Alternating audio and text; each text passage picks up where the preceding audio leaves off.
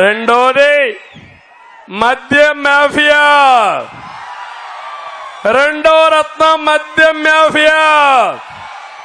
తమ్ముడు నేనున్నప్పుడు 60 రూపాయలు క్వార్టర్ బాటిల్. మా తమ్ముడు మధ్యాహ్నం కూడా తీసుకొచ్చాడు. పాప ఆయన్ని కడుపులో మంట ఉంది, ఆవేదన ఉంది. నేను అడుగుతున్నా ఆ క్వార్టర్ బాటిల్ ఎంత తమ్ముడు? ఇప్పుడు 200 అవునా కాదా? 140 రూపాయలు ఎక్కువ అవునా కాదా? ఎవడికి పోతా ఉంది 140 రూపాయలు? జగనన్నకే కదా అని మిమ్మల్ని అడుగుతున్నా. క్వార్టర్ వేసుకుంటే కిక్కెక్కదు, 2 క్వార్టర్లు వేసుకుంటే కడుపులో మంట, గుండెల్లో క్షోభ, కాలేయం దెబ్బతింటుంది. అవునా కాదా? జే బ్రాండ్ మద్యం అవునా కాదా అని మిమ్మల్ని అడుగుతున్నా. ఇలాంటి దుర్మార్గుడు మీకు కావాలా తమ్ముళ్ళు?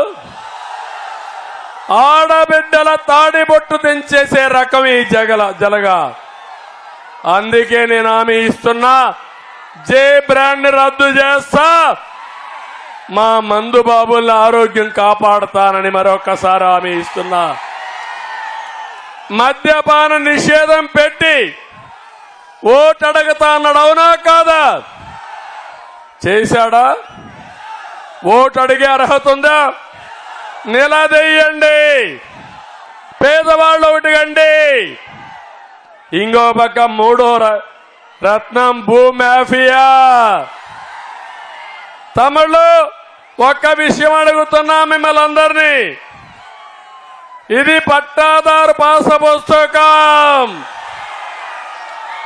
ఇది పట్టాదారు పాస పుస్తకం.